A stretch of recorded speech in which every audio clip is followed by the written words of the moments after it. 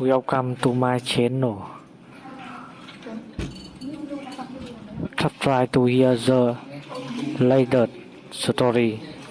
I'm typing this upstairs while what was supposed to be my wedding reception rages below. It's bizarre, unreal, like stepping into a movie I didn't sign up for. Today was meant to be the day, my wedding day. Months of preparation, jaw-dropping deposits, relatives flown in from all corners. Everything meticulously planned. My fiancée, Claire, 29, and I were set to exchange vows 6 hours ago. I was in my suit, nerves buzzing but thrilled, when my phone pinged. I thought it was Claire sending a sweet message before the ceremony. Wrong. It was her. "Vincent, I'm so sorry. I can't go through with this. I'm done. Done." Like some old-timey breakup letter. I read it over and over, the words searing into my brain. The room spun. Done. 5 minutes before showtime. My first instinct? Logistics. Guests waiting, venue booked, open bar flowing. My best man, Alex, noticed my face and asked, "You good, man? It's time." I showed him the text. His eyes went wide. No way. Something in me snapped. Not into despair, but into a strange, icy calm. The pain was there, heavy, like a stone in my chest, but I pushed it down. I found the officiant, a gentle older man looking puzzled by the holdup. "Minor adjustment to the schedule," I said, my voice oddly steady. Then I walked out alone to where Claire and I were supposed to stand together. The crowd, family, friends, her people, mine, looked confused, then worried. Whispers spread.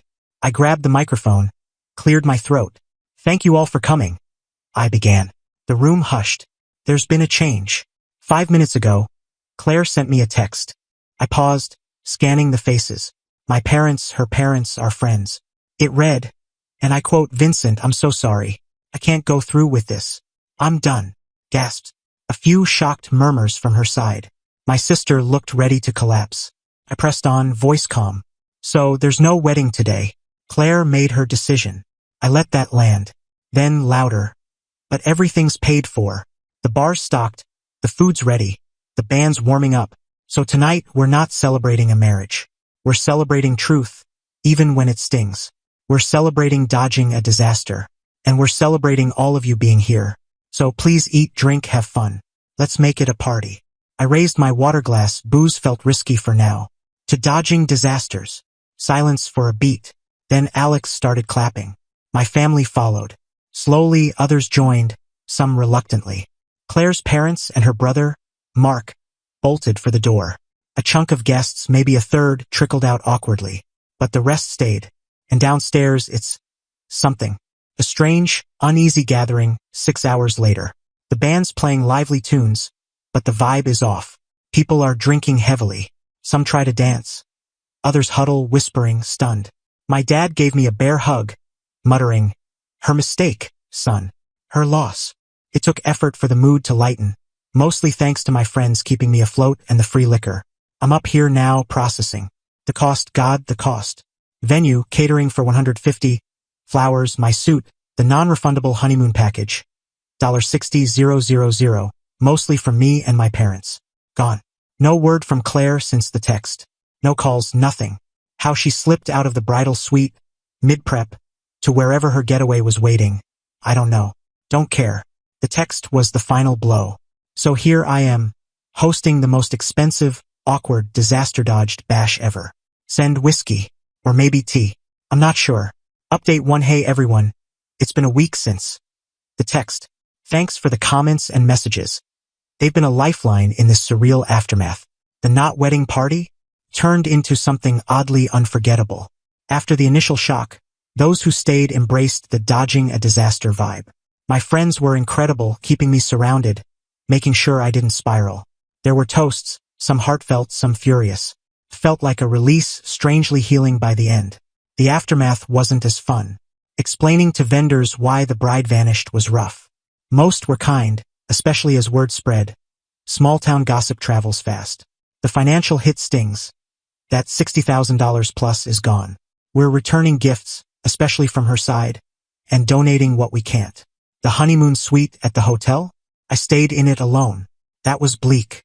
Now, the part you're probably curious about. Claire. Radio silence for 3 days. Then Tuesday night my phone lit up. Missed calls, voicemails, desperate texts. I messed up, Vincent. It was a huge mistake. Please talk to me.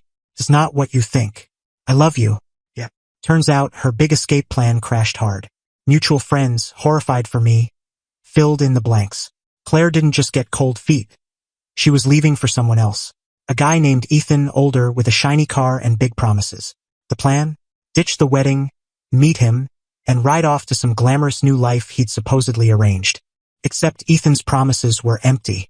He expected her to fund everything, assuming she'd secure a wealthy husband, me, and get cash from guilt payments or alimony later.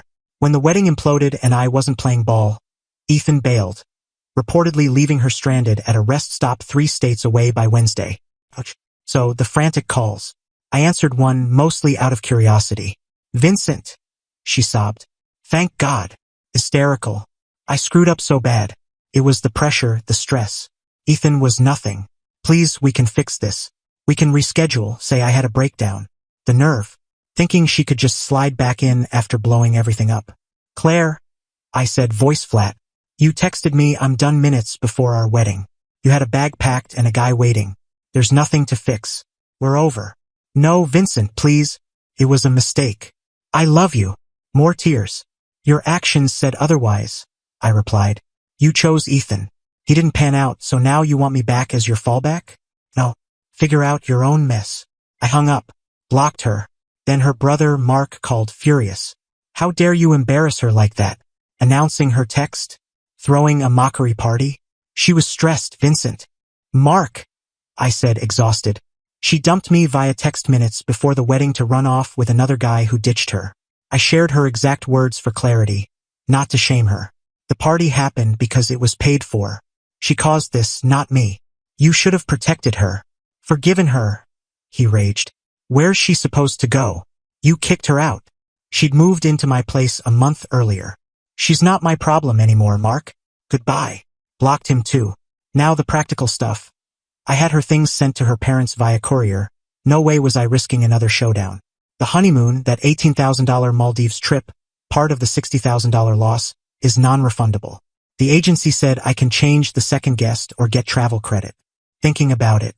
This week aged me, but I feel freer? Definitely dodged a disaster. Update 2 month since D-Day, Disaster Dodge Day. Things got messy, then settled into a new kind of irritating. The rumor mill kicked in, driven by Claire and Mark. Suddenly, I was the villain. Too controlling, too demanding, and apparently, I secretly canceled the wedding and framed her. The text? Allegedly misunderstood or sent under pressure. Some of her distant cousins and friends bought it. Lost a few social media connections. Whatever. I didn't argue publicly. To anyone who asked, I said calmly.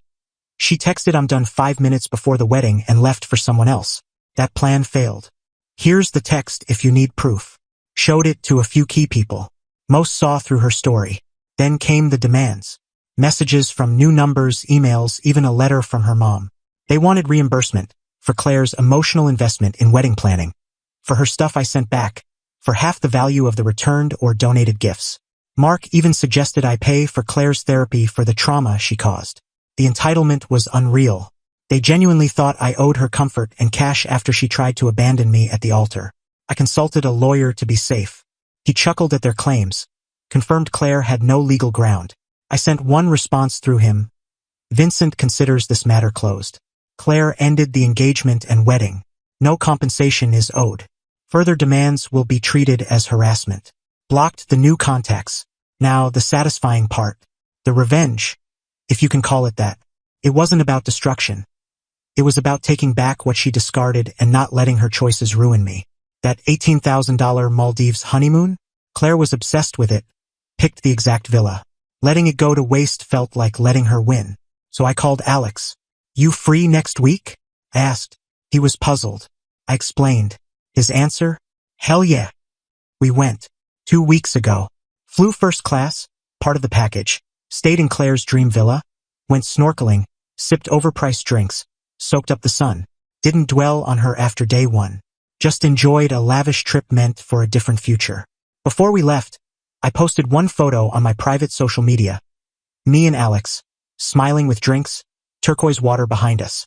Caption: turning the unexpected into paradise. No names, no drama.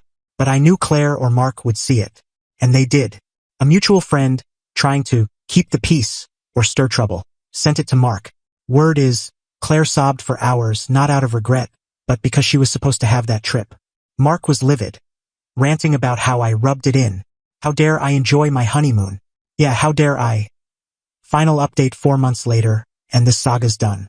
The demands stopped after my lawyer's email. Guess they finally grasped they had no leverage. Claire's smear campaign fizzled. Lies don't hold up when the truth is so clear. What's up with Claire? Mutual friends, mostly checking in out of concern for me, shared the tea. After Ethan ditched her and I refused to take her back, she crashed with Mark. It imploded fast.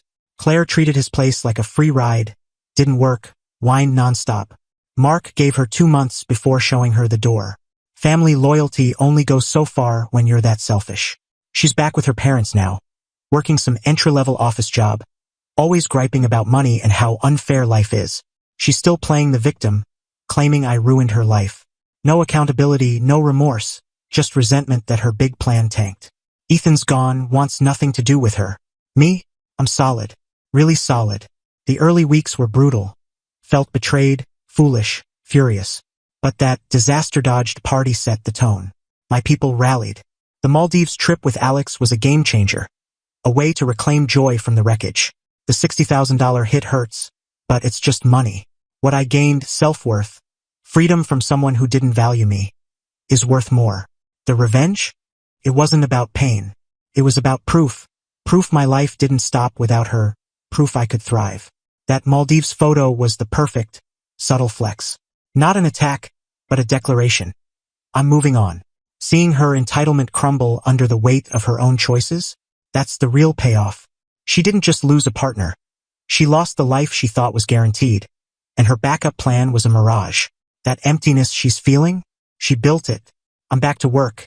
Hitting the gym, hanging with friends, even dipping my toe into dating. Nothing heavy, but it's nice to feel open again. My place feels like mine. Claire wanted out. She got it in the most self-destructive way possible. She rejected me and, in doing so, rejected the future she thought she'd locked down. Now she's living the consequences. That's justice. And it feels damn good. Thanks for letting me unpack this here. You all helped me process. Time to close this book for good. Peace.